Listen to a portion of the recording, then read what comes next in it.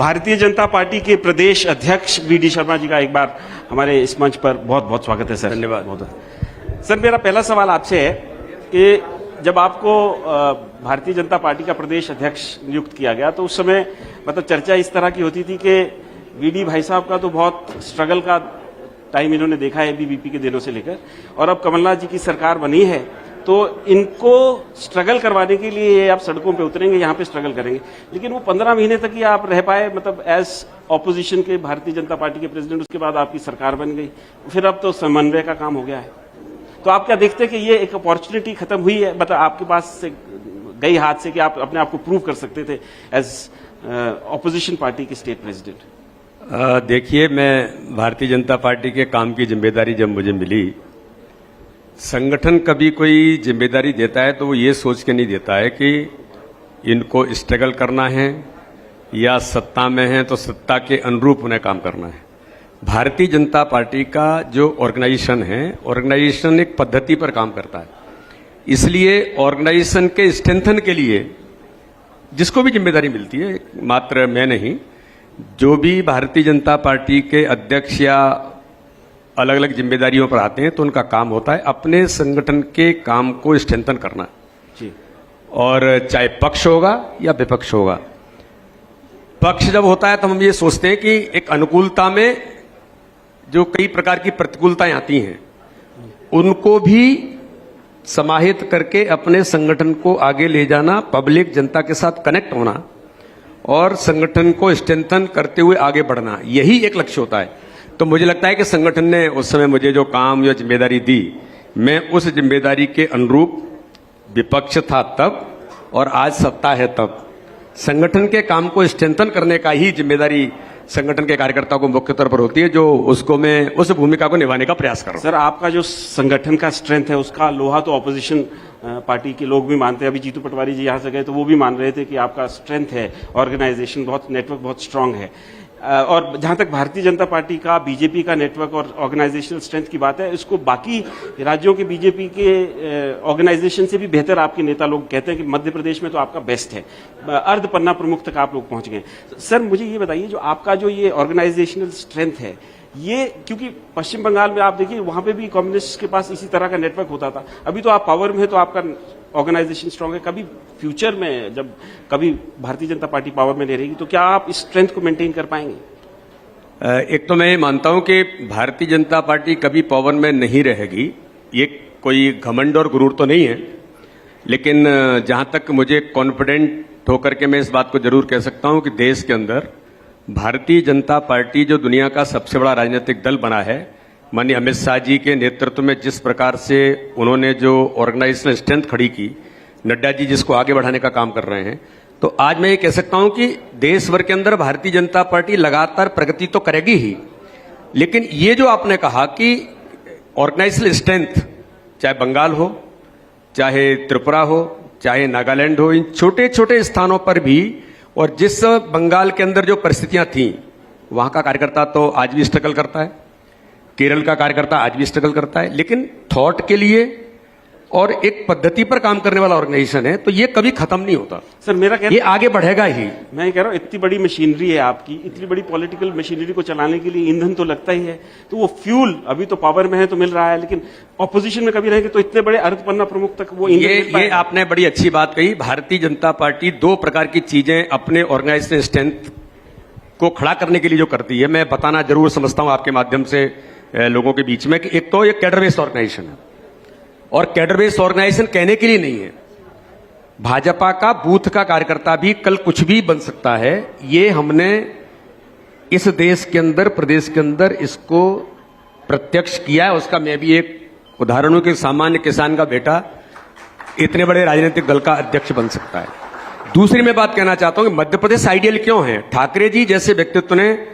इस मध्य प्रदेश और देश के ऑर्गेनाइजेशन को खड़ा किया। संगठन का काम चलाना है तो सरकारों के बल पर नहीं चलेगा, अपने संगठन का काम ठाकरे जी ने तय किया कि आजीवन सहयोग निधि समय भी कार्यकर्ता देगा,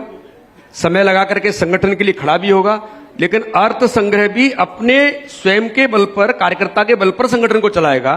ये एक आइडियली केवल मध्य प्रदेश नहीं, पूरे भारतीय जनता पार्टी देश के अंदर जो खड़ा किया, इसलिए मैं ऐसा मानता हूं कि सरकारें हैं या सरकारें नहीं हैं, भारतीय जनता पार्टी प्रगति के पथ पर लगातार होगी। और जब भारतीय जनता पार्टी प्रगति के पथ पर होगी तो सरकारें तो नहीं, लेकिन जहां 2 सांसद थे, आज देश के अंदर प्रचंड बहुमत की सरकार है, 16 राज्यों में भारतीय जनता पार्टी की सरकार है और हम आगे बढ़ रहे हैं। सर अगर ऐसी बात है तो फिर सरकारों को मतलब ये जोड़ तोड़ करके या इधर को लाके ये करने की आवश्यकता क्यों नहीं, ये जोड़ तोड़ पार्टी नहीं करती है। मुझे लगता है कि ये सदन भी इस बात से सहमत होगा कि जब दुरावस्था का दौर आता है और जो सरकार, मैं ये कहता हूं कि मैं आज भारतीय जनता पार्टी का अध्यक्ष हूं और भाजपा की सरकार है, लेकिन उस दल के अंदर इस प्रकार की परिस्थितियां कैसे बन गई कि उस 15 महीने के सरकार में जब दुरावस्था का दौर आया तो उन्हीं मित्रों ने, जो उनके सरकार के अभिन्न अंग थे, उन्होंने क्यों इस बात को उठाया मध्य प्रदेश के अंदर के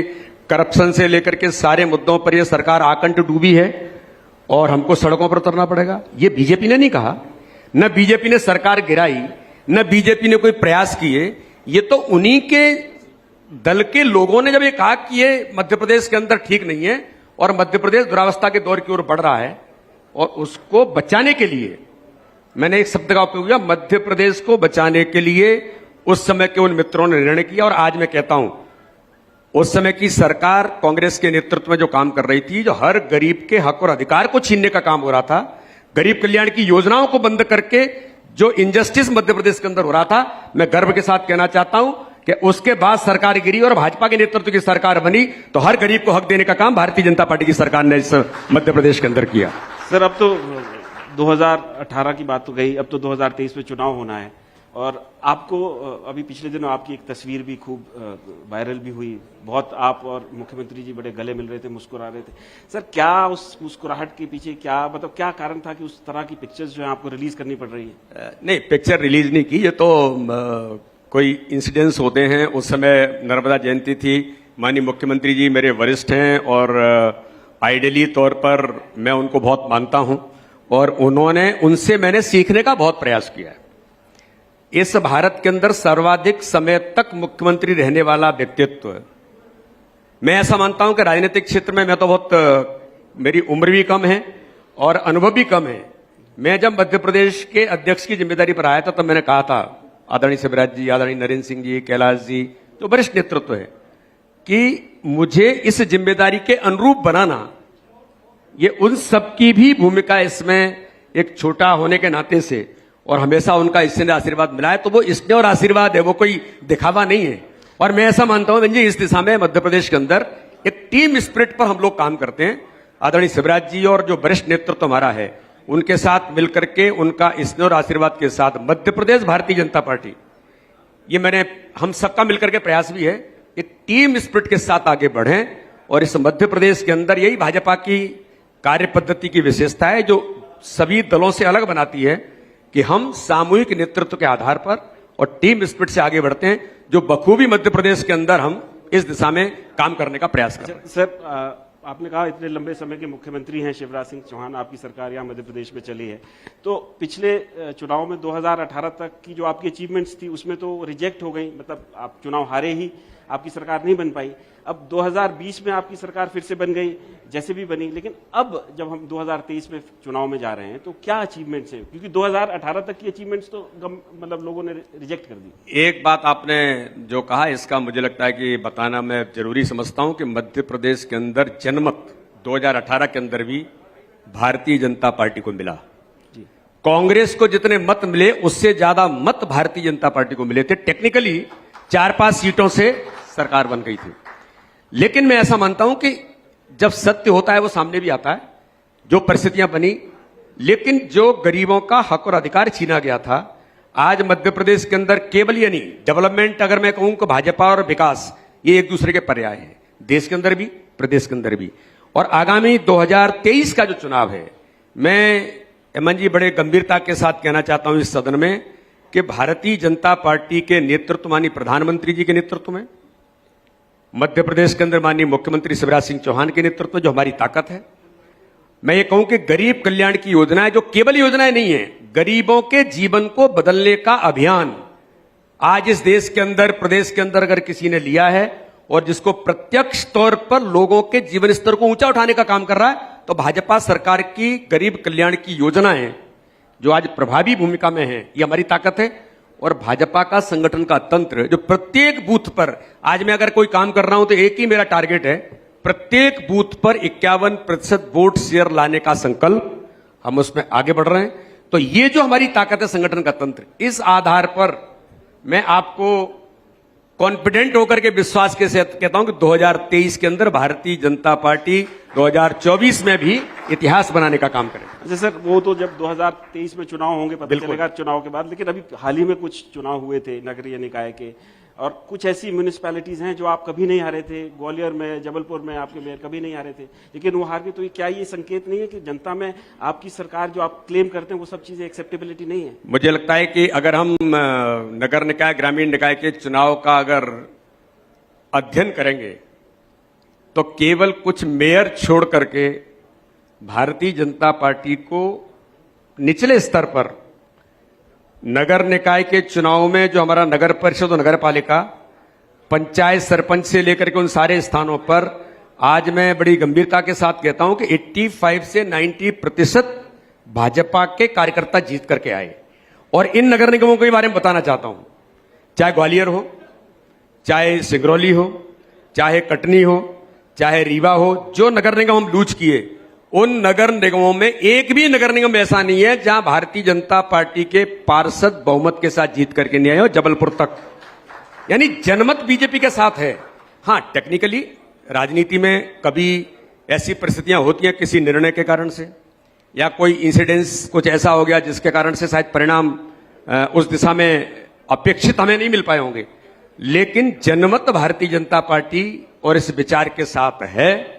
और मैं ये कहता हूं कि आगामी समय में इस दिशा में भी लगातार हम जो आगे बढ़ रहे हैं। अभी चुनाव हुए बड़वानी के अंदर,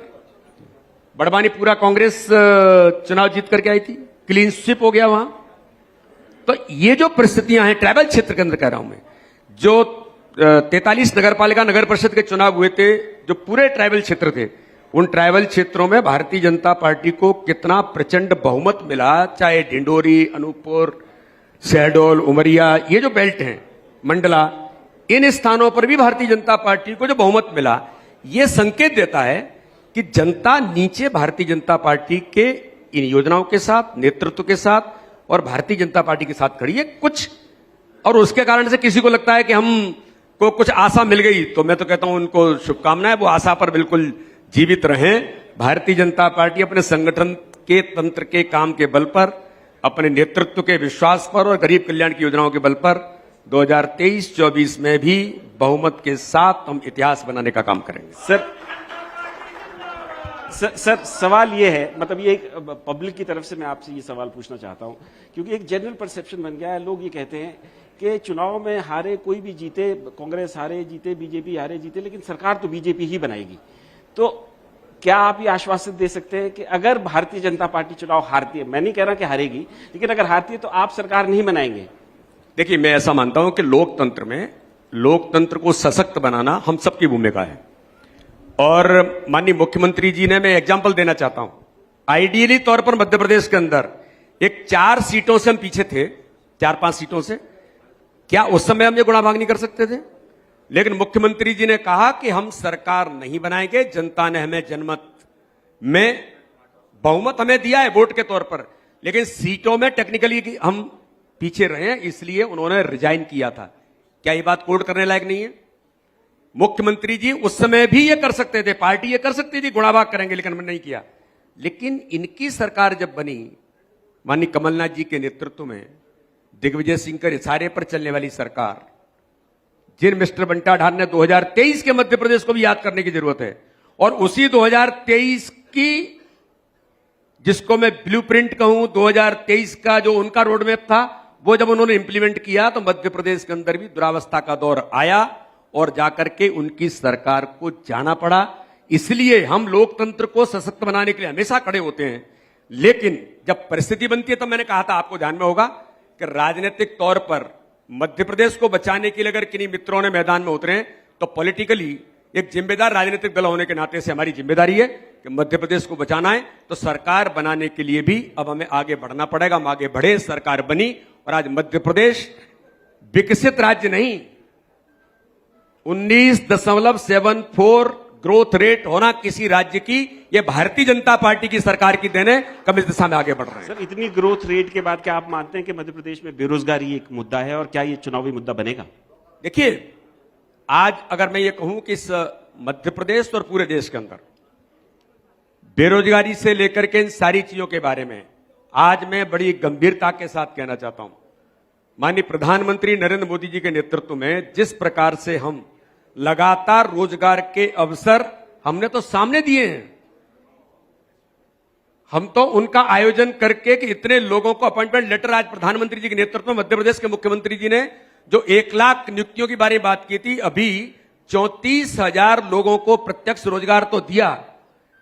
99,000 लोगों को उनके अवसर की पूरी तैयारी होकर के उन्हें अपॉइंटमेंट लेटर मिलने की तैयारी मध्य प्रदेश की सरकार ने भी कर डाली।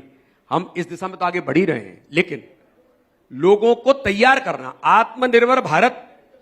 आत्मनिर्भर मध्य प्रदेश और इस प्रकार के नौजवानों को आत्मनिर्भर बनाने का जो काम है, चाहे वो स्किल के माध्यम से होगा,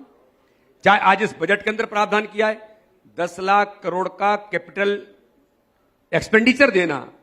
बिना किसी करके यानी रोजगार उत्पन्न करना, इसका लाभ किसको मिलेगा? नौजवानों को मिलेगा। आज मैं कहता हूं कि जनजातीय क्षेत्र के अंदर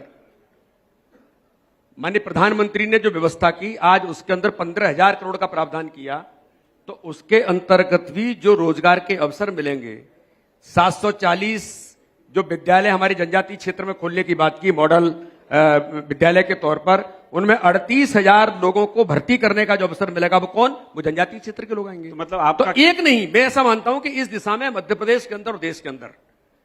रोजगार के अवसर उपलब्ध कराना प्रत्यक्ष तौर पर और लोगों को स्ट्रेंथन करना, चाहे मुख्यमंत्री जी के द्वारा जिस प्रकार से लोगों को रोजगार के अवसर देते हुए एमएसएमई के अंदर जो आज बजट के अंदर जो प्रावधान किया है, क्या है? ये नए अवसर रोजगार के नौजवानों को ही मिलेंगे। तो ये एक बड़ा चैलेंज है सर कि मुद्दा बनेगा कि नहीं बनेगा? चैलेंज भारतीय जनता पार्टी के लिए कोई चैलेंज नहीं है, इस पर हम लगातार काम कर रहे हैं और लोगों को अवसर देने का काम भी भारतीय जनता पार्टी की सरकार करी। मैं तो ऐसे कहता हूं, अभी प्रदेश कार्य समिति की बैठक थी, तब मैंने कहा था कि युवा मध्य प्रदेश है, 18 से 39 साल के 2 करोड़ 39 लाख नौजवान वोटर है मध्य प्रदेश में। तो यूथ कनेक्ट खेलेगा मध्य प्रदेश, खिलते कमल प्रत्येक मंडल पर।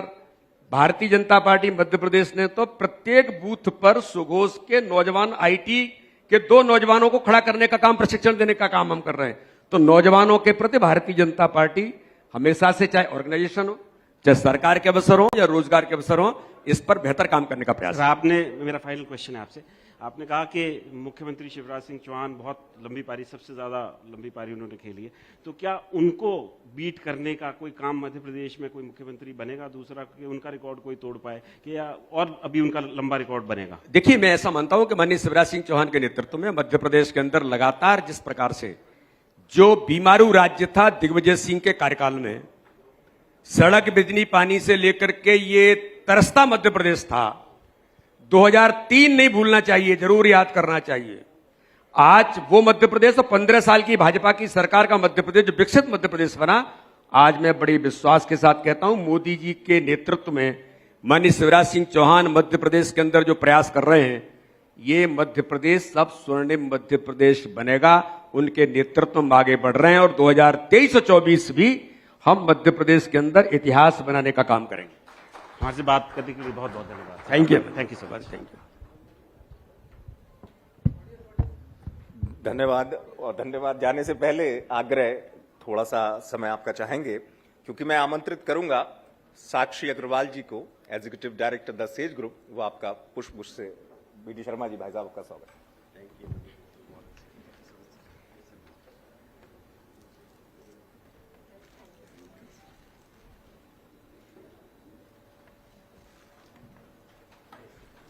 पुनः धन्यवाद बीडी शर्मा जी आपका।